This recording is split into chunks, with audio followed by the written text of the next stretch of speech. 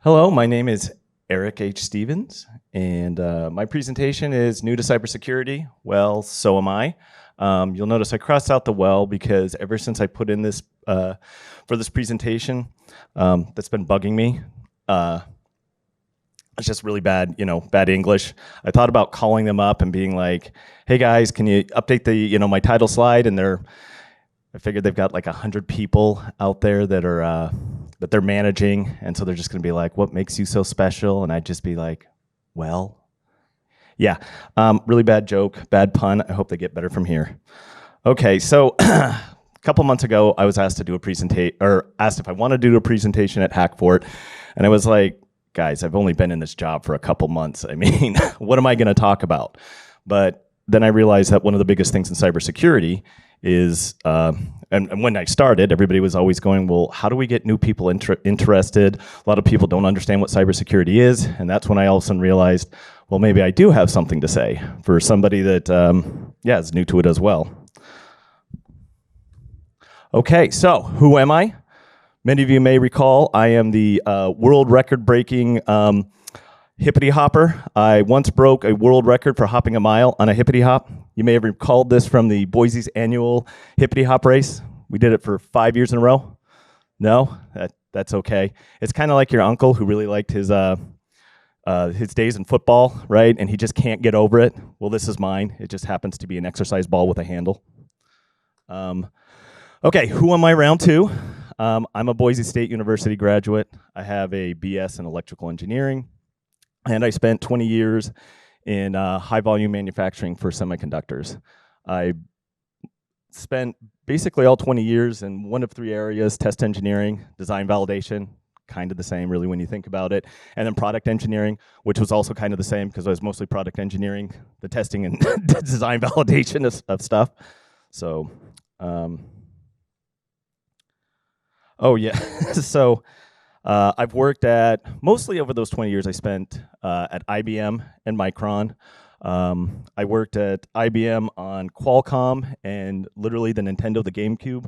I didn't own either of them, but I still thought it was fun. I was there when Qualcomm stock jumped 2,000%. I didn't capitalize on that. I knew it was coming, but they call that insider trading. So, I gotta get quicker at flipping pages. Okay, at Micron, I spent a lot of time on DRAM, NAND, and SSDs. I worked on Micron's very first PCIe enterprise SSD that they released. I used to consider myself a sort of expert on these devices, but I've kind of gotten older and wiser, and now when somebody comes up and asks me, "Do you know NAND?" I go, "Well, which part? Let's get a little more specific. I might know about it." I mean, everything just keeps getting so more and more complicated. I don't know if you guys are aware, but you probably think about NAND as just being, that flash drive or whatever. And if you've got a little engineering background, you're like, yeah, it's a transistor and you're, putting a state in it. Well, to actually make NAND work, it's now got a processor. It's got firmware. And we're selling these things for, a couple bucks apart. So it's gotten really complicated. And I think it's gotten, I guess what I've learned from that is I thought I knew a lot until I found out there's just always another layer in that onion. Okay, so what's it like switching to cybersecurity? This is one of the things that, I don't know, cybersecurity professionals are always interested in, I guess I would say if I had to sum it up, and the first thing to my head is that networking and IT is hard. I kind of came into it with a little bit of arrogance, thinking that, hey, I know hardware pretty good. I know software really well. In fact, even though I've got a background in EE, for 5 years at Micron in the SSD department, they called me the software manager. It wasn't exactly technically true, but the point is I've done a lot of software. And so I kind of thought, well, I mean, networking, routers, switches, they're made up of hardware and software. How hard could this be? Yeah, a lot harder than I thought. I kind of feel like part of the reason for this, just if I, might pontificate, is that I feel like EE and CS stayed fairly close together as things were, moving along in technology. EEs kind of always have a fascination, well, not a fascination, but it it's easy to get a double E interested in computer science once they figure out they can automate things with it. And especially with like the advent of scripting languages like Perl and Python, where all of a sudden the come up time to actually get some results doesn't take that long. I kind of feel like IT, that even somebody like me who was, if I might say, had a gentleman's interest in networking, when I had to deal with IT, and I did it quite a bit because I would set up test floors and switches wouldn't work and you go talk to them, and even though I was polite and I felt like I respected what they did, there was still always that moment of like, okay, you're confusing me now, can you just get it back online? You know what I mean? So I kind of feel like CS and double E's, they communicate or talk to each other a lot, but IT, double E's, and CS's, I just don't see it as much. I was aware of my IT department at Micron, I knew where they were, but honestly, I didn't have day-to-day dealings with them. So basically, at the end of the day, I can't really blame the IT people, but I keep thinking in this job that if I can just break that hurdle of why was this so much harder than I thought, might be able to, close that gap and help others come along faster.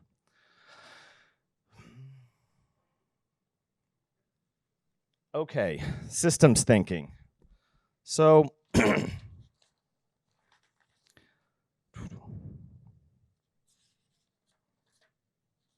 all right, systems thinking, this is just a short intro. It's kind of a big deal in cybersecurity these days.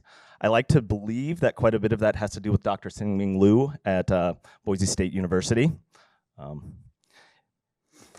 Systems thinking has been around for a long time. It's used in a lot of areas, and you're probably familiar with it, and you just don't know it yet.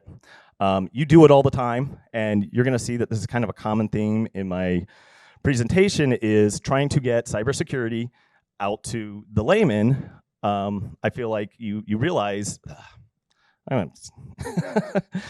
that basically it's convincing somebody that they actually know more about it than they really than they thought they did. So at any rate, there's a lot that can be said about systems thinking, but if you allow me to grossly oversimplify, I typically break it down into these two areas. That there's a lot of things going on. It's a big system out there. You're kind of prone to want to just focus on one thing, but there's just a lot more bunch of inputs, right? There's policies, there's governance, there's your boss, there's the IT department that CS and double E's don't talk to very often, and they all play a part in what's going on in this giant system. And so systems thinking is a challenge you to actually think about that a little more. Again, two basic points: there's a lot going out, and then view things from a different angle. I feel like, when I was learning about systems thinking, you have those moments in learning where you go, wait a minute, I've known about this quite a bit. You start applying it to, your past and saying, I've known things about systems thinking. And for me, it was viewing things from different angles, because I used to sit at work and I'd get frustrated like other people, and it's like, why are we doing this way, right? And common responses would be like, I don't know, we've always done it this way. That's a big pet peeve for a lot of people. But what I started doing is going, well, wait a minute. Maybe we're doing it this way because there really is a reason, and all I have to do is ask enough questions and dig far enough, and I'll find it. And a lot of times I started finding out those reasons were things like, well, there was a policy. Okay, it's kind of clunky in my job to have to deal with this, but this really came down because we're required to if we want to keep that ISO 9000 certification. Or I found, I'd find out that like my tester, I'm trying to get data up to my database. All I'm really dealing with is that tester and that database.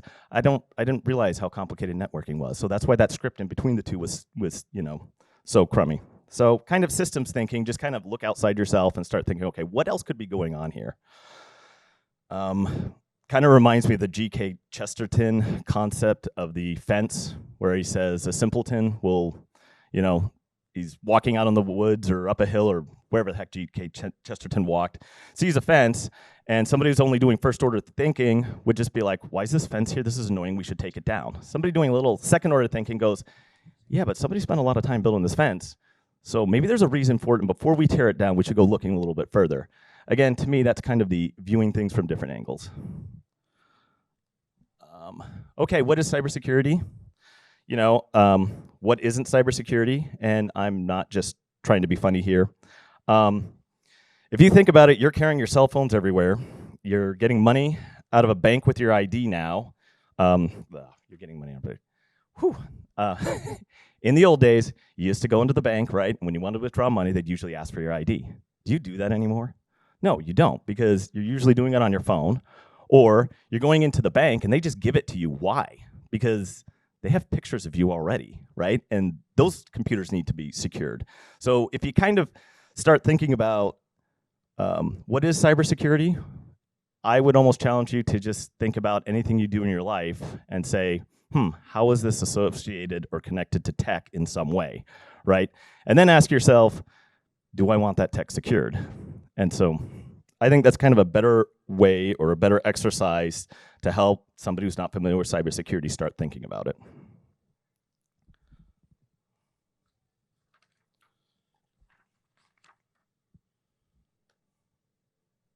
Okay, so like I said, one of my goals here was to kind of get you to a point where you realized you actually do understand cybersecurity more than you thought you did. And the big question or thought to me was, as I was thinking about this, because again, for the last 6 months in cybersecurity, I kept hearing two things, and it was always like, how do we get people to think about this and understand it more? The other thing, and I forgot to tell you this earlier, is I always heard, if a nation state wants to get you, they will get you. So we'll discuss that one a little bit later. But as I noodled on it, I realized I think the trouble is we tend to think of cybersecurity differently than other things, and we really shouldn't. Okay, for example, how would you secure this house, right? Maybe locks on doors, locks on windows, maybe reinforce those windows. How about a fence? Do you really want to worry about those chimneys? I mean, how's Santa going to get in? What about a fence? Maybe stop people before they even get to the front door or the windows. What about a security system? Maybe some cameras. Maybe some cameras that connect to live people. What about the walls of that house? Bullets can go through walls. Maybe not brick. Maybe you should go add some brick, or maybe reinforce the walls. Maybe dogs. Maybe a security guard, real live bodyguards. Maybe you can't afford that, so you get dummies and you put them up at night. But the question you got to ask yourself as you go through all these different ways of securing your house is, should you really do them, right? How expensive is it going to be? Like I said, maybe you don't need live people. Maybe you can get away with dummies.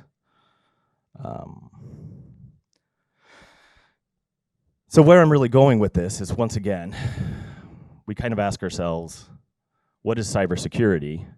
And I sometimes think we should just apply it to general security in our daily lives, right? We know that securing our house is complicated. We know that there's a lot of decisions going in there. We know that, I might be more worried about securing my house depending on what neighborhood I'm living in, right? So that's another element in this question of securing my house is, who do I live around, right?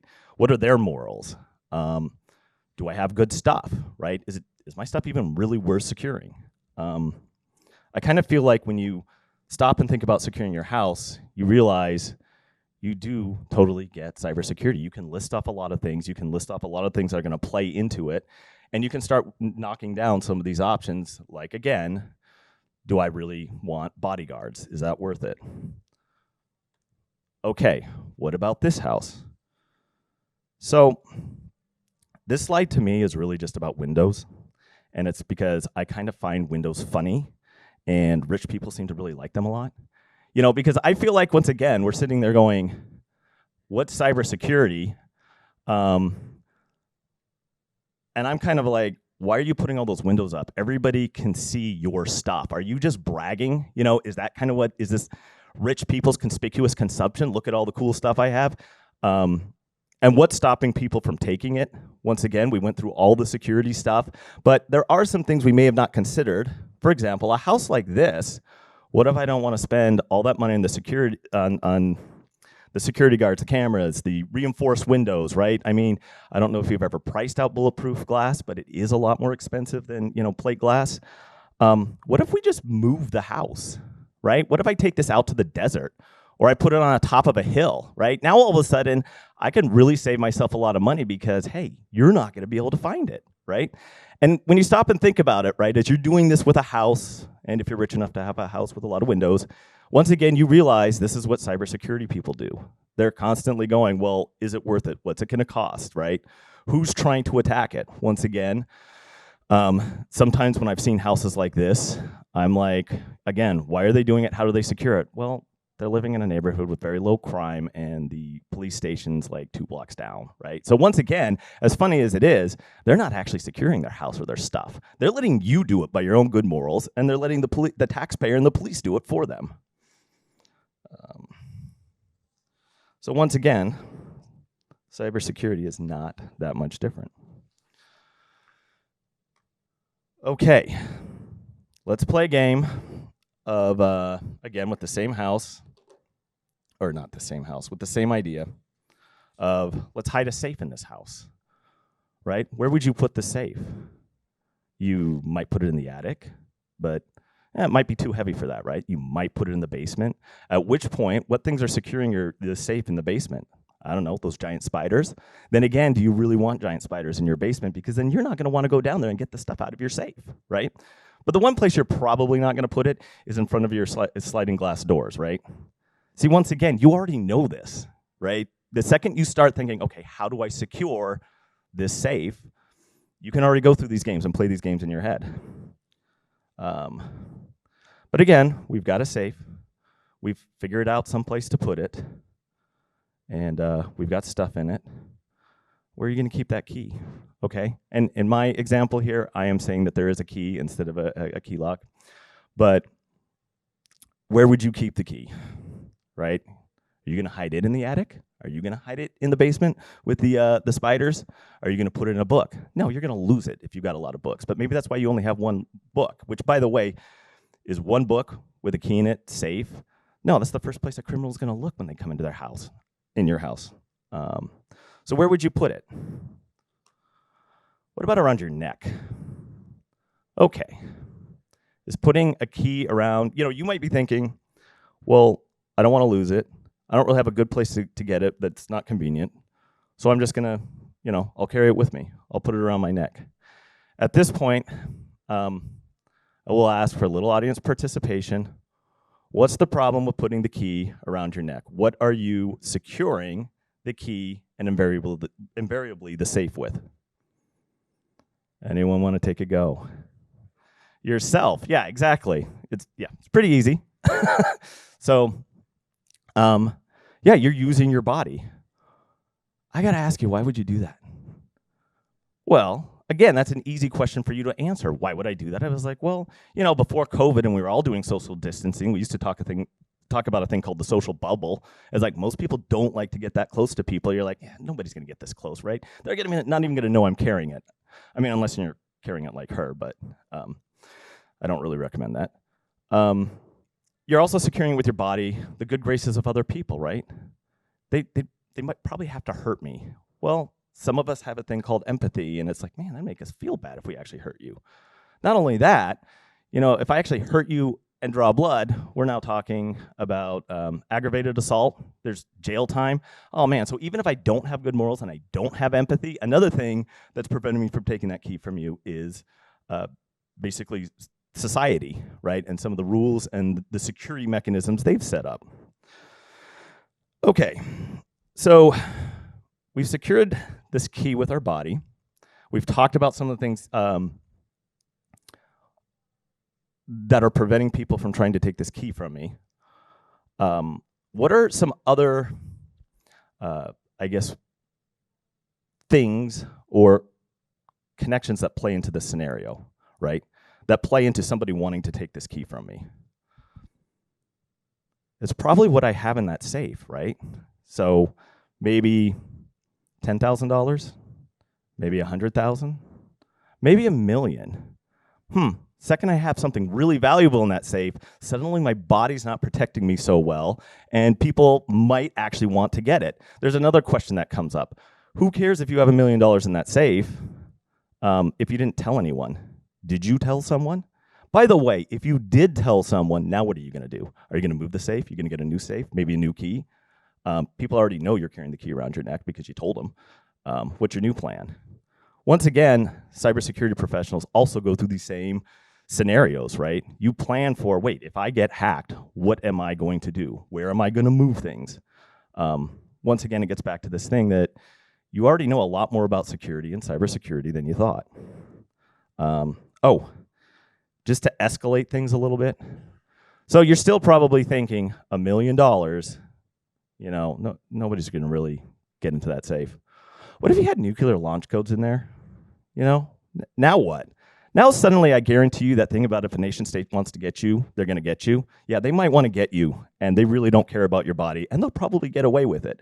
Once again, and I will touch on this a little later, I always used to think that was a funny thing that people said about cybersecurity, because in my brain I was always like, why do we only apply this to cybersecurity, right? I mean, if a nation state's going to get me, I don't walk around going, whew, I hope I don't take a sniper shot today. But I guarantee you if a nation state wanted to get you, they would get you and they'd probably get away with it. But we seem to only apply these things to cybersecurity, and then we let them freak us out even though they exist in all other physical areas of our life.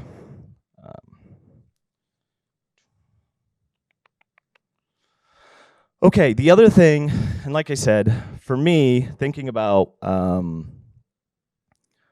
why does a layman either not interested in cybersecurity or why do they feel like they don't know much about it? It all comes down to, I feel like that's not true. It's just that we keep thinking about cybersecurity differently. One of the reasons, like I said, as we just went through, we already understand security. We just didn't apply it to our devices because, well, honestly, this next reason, skipping that slide. Okay, why is cybersecurity treated differently? Personally, I blame a lot of this on plug and play. Okay, so if you were a nerd like me, there was a time where you couldn't just plug a mouse into your computer. You would actually sit there thinking, oh man, do I have the driver for this? And you'd install the driver, and then it didn't work. And then you'd have to go around talking to your friends because the internet wasn't that big back then. And then you'd find out that it's like, oh yeah, you got that special version of the computer. You got to go get this driver from this other place, right? Plug and play comes out, and by who? And I don't mind saying this, Microsoft. I do have a bit of a beef with them. I don't know if you know this, but the ways that Microsoft annoys me, I count in hex because it's shorter.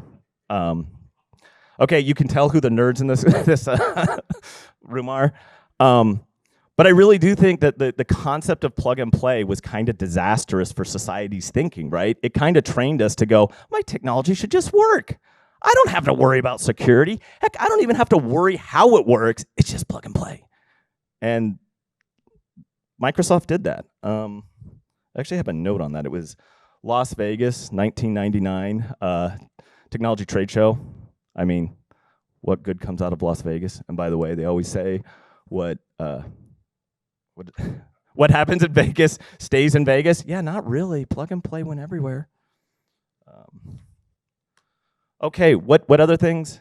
Internet of Things. Did anybody think this was a good idea?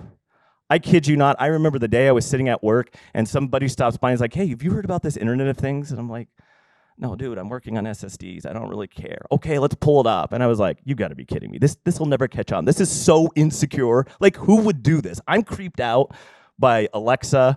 I'm creeped out by these concepts of plugging your refrigerator and hooking it up to your Wi-Fi, right? That stuff has always creeped me out. But the Internet of Things is like, no, man, we're going hog wild. Like, we're going to put it in everything, and it's going to be cheap, and it's going to be okay. I don't know. Internet of Things, yes. So, at first when I heard about the Internet of Things, it's like, oh, it's all these little small, tiny little devices. No, there's like, no, we want to connect the planes that are flying in the air, and it's going to connect to this boat in this building. And you're like, no, once again, you're now connecting that to the light bulb in my house. What could go wrong? Oh, yes, well, I brought up the house, so I don't have to belabor this. But coming up is my favorite slide on the Internet of Things. Like I said, I've already blamed Microsoft for plug and play, said you made people too comfortable. They decided they didn't have to think about these things. Internet of Things came along and said, no, your life's going to be even better, and you can think even less. What did Microsoft do? The Internet of Things and plug and play. We'll combine the two. It just kills me. But I mean, I expect nothing less from Microsoft. But yeah, there's their paper on it telling you how great it is, and they'll actually help you do it, right? They'll give you free software and help you connect to Azure, and it'll be free until you start. Yeah, anyways, I'm sure, yeah, we all know how that goes. But yeah, Internet of Things and plug and play. Like, I literally found this last night because I was thinking about this, and I'm like, it could not possibly get worse. Oh, it did. Okay, I didn't forget about your smartphones. So smartphones, in a way, kind of drive me crazy because, and yes, I do have one, and yes, I was a late adopter because once again, I'm just like, please, it creeps me out. It's got cameras and all these things on it. What could go wrong? So let's go back to our example of the safe. Remember that key you were wearing? You now have this thing in your pocket, and you're practically carrying the safe with you. Like, why would you do that? But this is what we do with technology, right? Because it's so convenient, it's so simple. It's almost like we stop thinking. Because I'll tell you right now, what's on my phone is probably more valuable than what I keep in my safe. Actually, that's not true, because one of the things we'll get to is, and cyber professionals will tell you this, is like, don't do things mobile. I do not access my banks on my phone. I reluctantly have email on there. But the truth is, I would say for most of us, we do use our cell phones so extensively, it is probably more valuable than what's in our safe if somebody had it. Again, we stopped thinking because of Microsoft. No, maybe it was Apple. Okay, so should have waited for this slide. So what did we just go through? A bunch of examples of explaining that, the first part is going, okay, security, we kind of understand what it is. I don't have to know a lot about tech to basically say, now I've got my foothold in cybersecurity. I now understand if it's a thing and I like it and it's valuable, somebody probably wants to get it, and I can start doing a little research. That whole thing about Internet of Things and plug and play is really just about giving you an excuse. This is not your fault. The world was against you, right? Microsoft and every other technology company was trying to get you, lull you to sleep and get your money.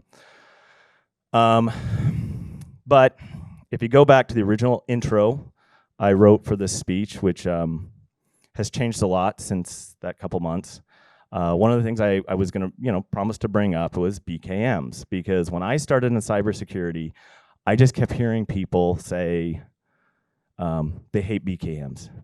BKMs are, I remember seeing this speech or this YouTube video of this cyber professional. I don't remember his name. Apparently he was really, famous, and he is just going off about anybody in cyber tells you that, they have BKMs, that they're wrong and they don't understand cybersecurity and all this stuff. It's just this long rant that to me came off really pompous. I was like, come on, who doesn't have BKMs?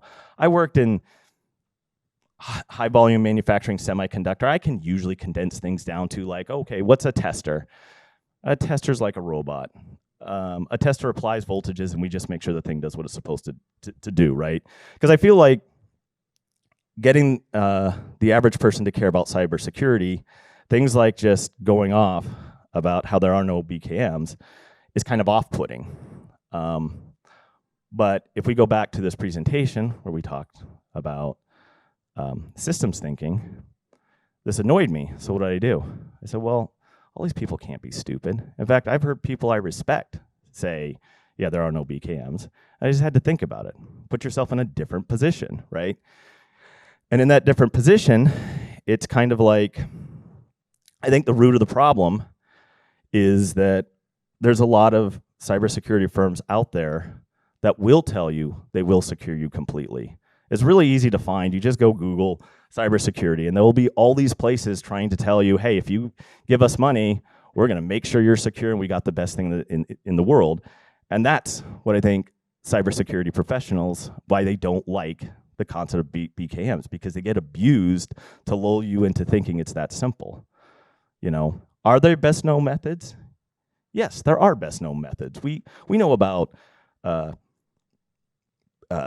packet capture, scanning the packets for known signatures. We know about, we can put a little program on your cell phone or your computer that's going to monitor stuff, and will actually send you out alerts and say, hey, dude, your CPU does not normally run this much. You might have malware. So there are best known methods in cybersecurity, but the statement is just really about going back to talking about the house. If you were to secure your house and some salesman came up to you and says, yeah, we use all the best known methods, you probably should stop and go, how? Like there's one giant firm that makes cameras. There's another giant firm that makes fences. It's like, it's not even just about your own firm. What about the house and when it was constructed? Do I have the plans for that, right? You suddenly go, wait a minute, it's not that simple. And so, again, I kind of appreciated going through the exercise of trying to figure out, okay, why is this kind of a pet peeve for people in cybersecurity? And it is kind of a pet peeve of mine as well now, because I realize it's a bigger problem. What am I securing? Who wants to get it? What methods do I have? And that usually probably is a better way, is to just go in cybersecurity, what methods do you have? And then let's consider using them. And we'll also look at cost, right? It's also a lot friendlier.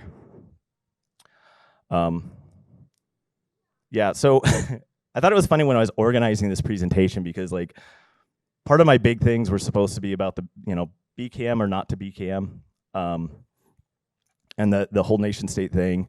But that's before I realized this whole thing about, hey, you do know more about cybersecurity than you thought. So I felt like the highlights actually became pretty short.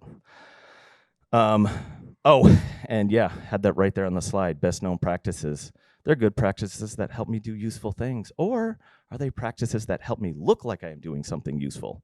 Because I'll tell you, in high volume manufacturing semiconductor, I used to see that all the time, is that I was the type of person who would be brutally honest. Like you come to these points where it's like, I can either go down path A or path B, and I really don't have enough information to pick.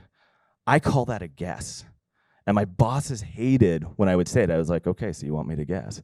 And don't get me wrong, I don't roll a dice and just guess. I still, I try to go, okay, I don't have enough information, let's pick one. But that's usually invariably where the term best known methods would come up, because it's like, hey, can we just say we're doing path B and this is a best known method? And I realized, oh shoot, this is a way for disguising things.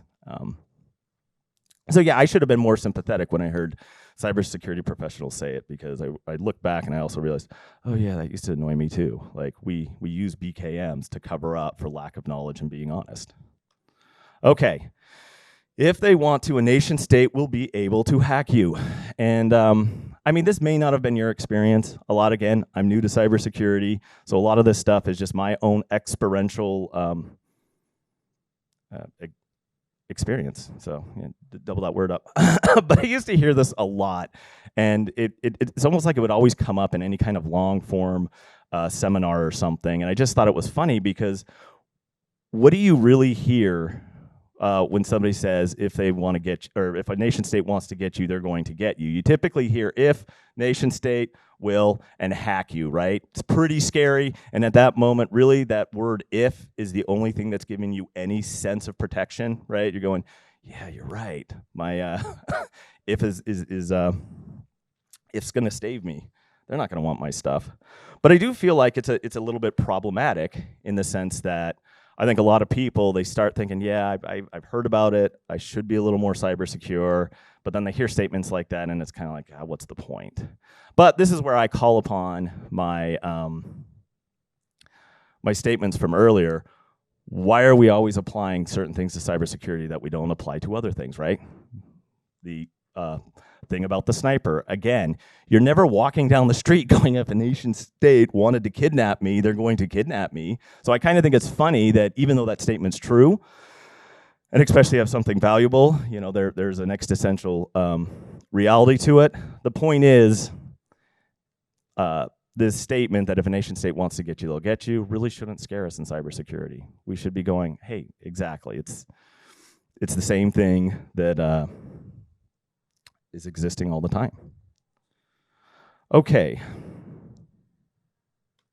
So, now that I hope you actually feel like, yep, I do know more about cybersecurity than I thought, I will go into some of the things of what cybersecurity people do, which very honestly is, or do, or / worry about, or tools in the toolkit, are actually analogous to things you're doing in your own life, such as policy, lots and lots of policies. There's policies for HIPAA, right? Protecting your medical records. I think we all kind of appreciate that one. There's policies for if you're taking credit card numbers, how you're going to do it. There's actually policies on here's good password management. But again, if you're working in the food industry, you're also used to this. So,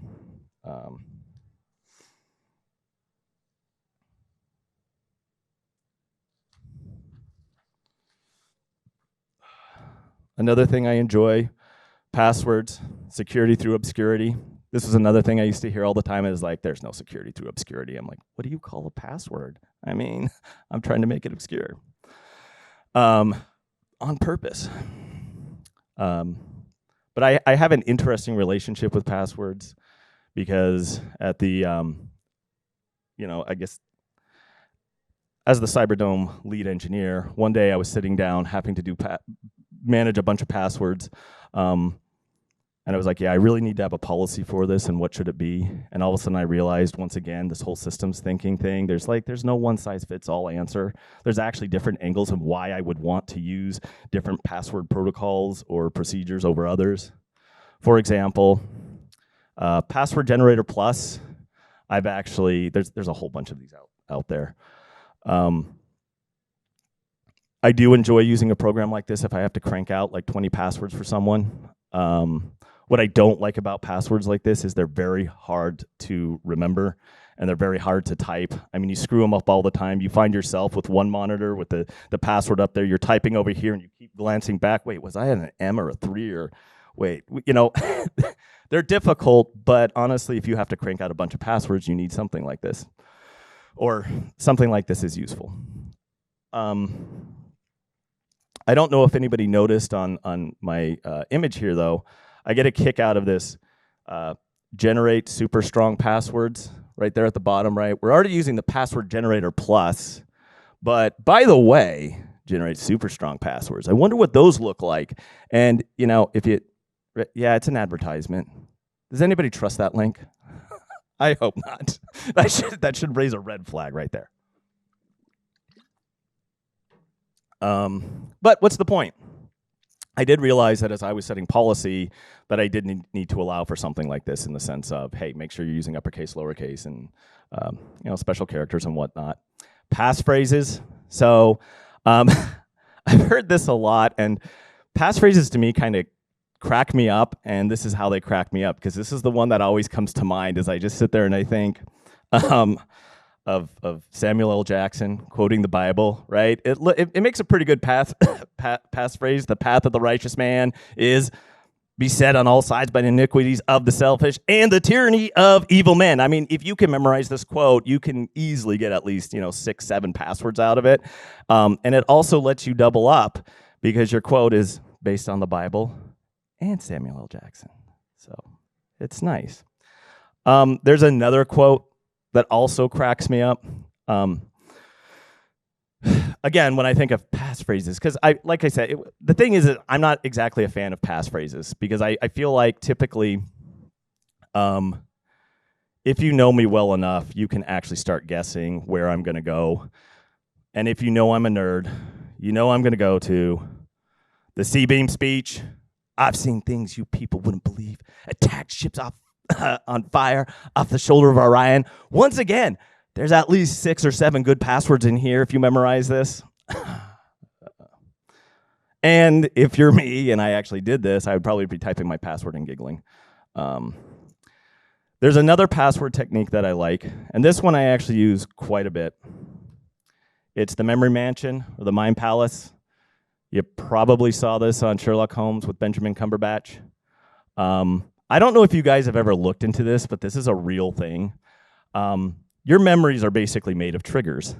And so I don't know if you've ever seen these competitions, and they sound crazy to me. I kid you not. They'll sit there and take like 6, 7, 4, 10, 12, whatever. But I know it's usually between 4, 6, 7 decks of cards, shuffle them all up, give people like 15 minutes, half hour or something to memorize that order.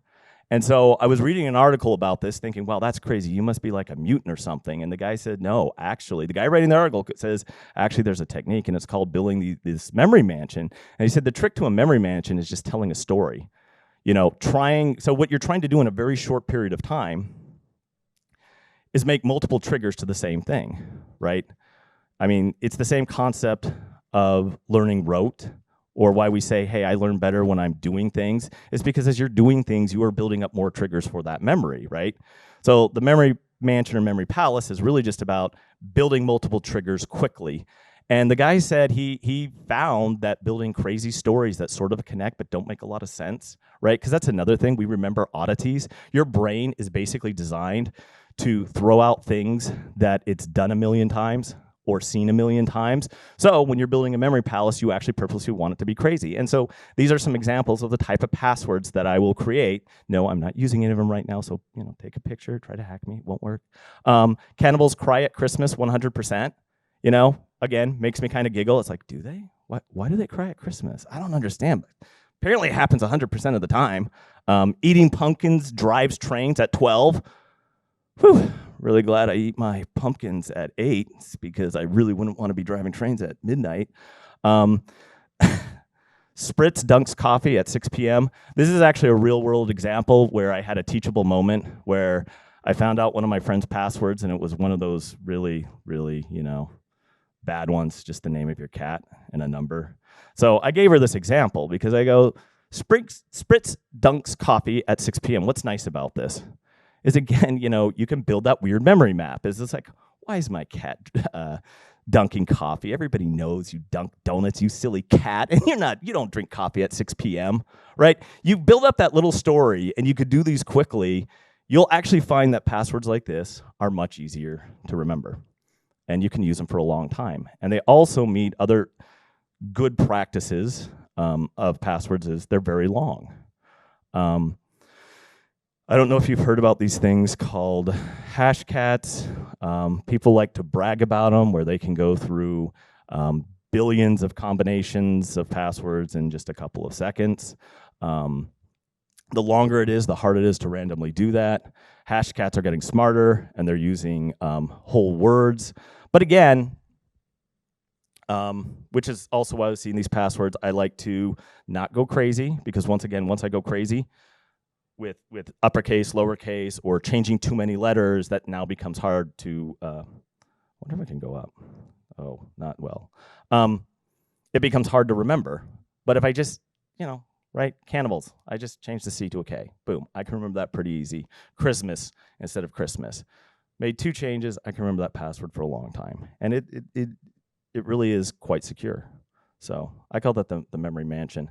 Oh, funny story on passwords like this is, I was sitting with a graduate assistant of mine, and we were setting up this fun thing called Security Onion, and don't get me wrong, I love Security Onion, open source, it's great at what it does, but setting up the whole forward sensor and this sensor, it's like you actually end up having to create a lot of passwords if you're doing it right. And we're sitting there doing that and doing them random, and he could not type any of them, correctly. So I made one of these passwords, and he's like, dude, I don't know why. And also he's like, whoa, I typed it right the first time. Because once again, if you're trained to type cannibals with a K, your muscle memory will do most of that for you. So I also found that another benefit to them. They really were easier to type. Passwords, long versus short. Is there a policy? As you recall in the previous slide, in cybersecurity, yeah, there's always a policy, man. We got tons of them. It's called the NIST Special Edition 863B. So in this publication, NIST is recommending, they used to recommend really long passwords. They're now recommending 8 digits. But you might ask yourself why. We just talked about these hashcat machines that can just, they could crank through 8 digits with, all the characters in like less than a second. It's because they're also recommending that you have timeouts, right? Don't let somebody put in a password and do a billion of them in 1 second. You put in the password wrong, just have a pause in there for 1 second, right? There's only 32 million seconds in a year. That 8 billion attempts that they can do is now worthless. And they're also recommending that you, how do you want to say this? Reset passwords, if it fails 3 times. So at that point, I think that it's kind of an interesting concept again of like, what is cybersecurity and what do you guys do? And it's like thinking of stuff like this, right? The second we sit there and go, okay, I'm gonna have, 8-digit password. Somebody's out there going, hey, once the technology's right, I'm gonna be able to try every single password that there could possibly be, and then you have to kind of thwart that and say, well, there's another thing I can do, and in this example, I call it it's using time, right? We add time as a variable. You were capitalizing on that your machine could run fast. I am now capitalizing on, I'm not going to let you do that. So, but as you saw in my previous examples, again, a password policy, I don't think there is just one password policy. I think there are different times to use different ones. Again, like I said, I'll use those random things if I got to crank out 20 or 100 of them.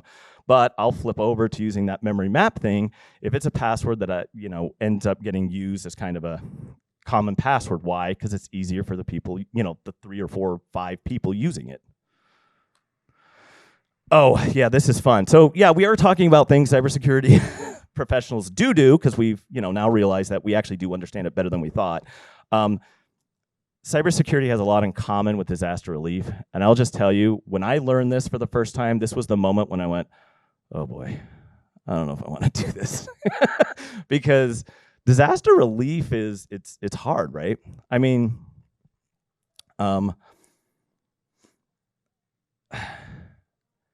it's like the second I throw, it's kind of interesting that the second I throw disaster relief at you, you do realize it's like, oh yeah, that involves a lot of things, right? That's going to involve police, it's going to involve equipment, it's going to involve equipment that, in this example, right? I don't know if you recognize this picture here, a hurricane. Some of you might be looking at it and thinking it's fake, because I don't know if you notice, the planet actually looks round, right? But you get into disaster relief, and once again, it's pretty easy for us to start realizing that it's a bit of a mess, right? Why do I have redundancy? Well, it depends on where that hurricane hit. It might take out the supplies we were going to use.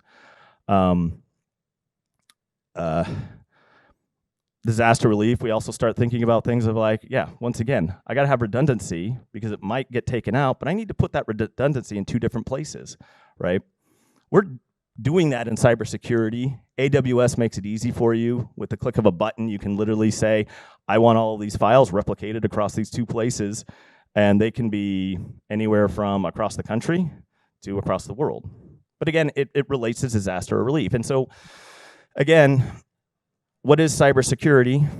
I think you know a lot more than you thought you did. But another thing is, think about disaster relief, right?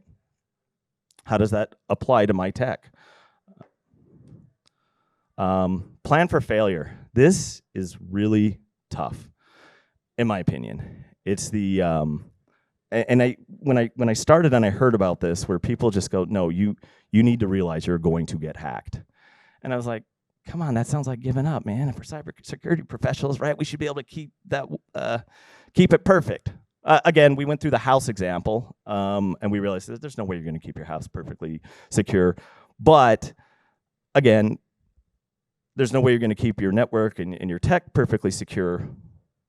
But the concept of really stopping and thinking and saying, I will get hacked, makes you think differently. It makes you all of a sudden realize, like, wait a minute.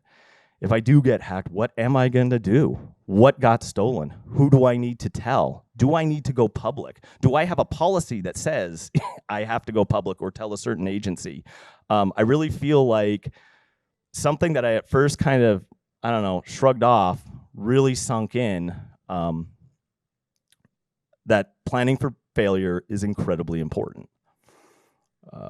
So yeah, again, what do cybersecurity professionals do? They plan for failure. Sounds weird, but it is part of the toolkit. I love this one. Another cybersecurity trick is it really worth protecting? I have a saying that basically says security is all about making the difficulty of obtaining the information making the cost of attaining the information more than the value of the information, which basically means, if your information's worthless, it's the most secure information out there. But is it really worth protecting? This is something we should be asking ourselves about our tech. Some of you might look at this and think, yeah, that computer looks okay. If you work in cybersecurity, you'll probably notice one thing about this computer, and that's the Windows 7 logo, man. And as my boss, Ed Vasco, likes to say, that's Swiss cheese. It's got so many holes that you put that on a network and somebody's trying to, it'll take no time. But it basically brings up the point that, our technology ages out, just like our cars and anything else in our real life, and we really should be reassessing periodically of getting rid of them, or at a minimum, just never allowing it on the network. You don't have to be perfect. This was another thing. I come from semiconductor test high volume manufacturing semiconductor where, I'll be honest, you want to get into the physics of it. Yeah, it's not perfect. It's using a lot of statistics. Somehow, for some reason, I had a crazy idea that I'd come over to cybersecurity and that would be different. But that's actually okay, right? It's like cut yourself a break. You're not going to be perfect at this, and that's okay. And for you, if you're a layman going into cybersecurity and saying, I don't know anything about it, you should also that's okay, right? You've now learned that you know a little more than you thought you did, but yeah, you're never going to get this perfect. You just got to keep working on it a little bit every day. I would be remiss without bringing up the Cyber Operations Center, right? Looks pretty cool. This is actually the one we use at the Cyberdome, Stellar Cyber. It's kind of funny. I see things like this and I instantly think, oh, wow, that does look really cool. But I also kind of go, is it really worth it? Having used it, yeah, it's worth it. It's not just all flash. I need to wrap this up. I was going to make jokes about why cyber centers always look like NASA. Okay, what can you do? We went over some of these. I'll just, the simple take homes, keep better passwords. You now have multiple methods for doing that. Rotate your passwords. I mean, that is super, super simple because even if you get hacked, the second you change that, boom. You're a lot safer than you were. Learn the security settings on maybe your home router. Maybe later, start implementing them. Don't store sensitive information on your phone and your mobile devices. Limit what apps you use on your phone. Patch your software. That's not something a lot of us like to do. It takes effort. And get rid of old things. Last, what can you do? Don't get grumpy at your company when your IT security professionals come in and actually implement a policy. Maybe actually go, okay, I'll cut these guys a break. Nobody likes them anyways, but I do. What's the last thing you can do? Take it easy, right? Take a little bit at a time. What does cyber mean to you now? I hope if you're new to it, it looks a little different. The landscape should look a little different, but it also should look more like everything else in your life. Securing your house, securing your car, securing yourself. And what's the last thing you can do?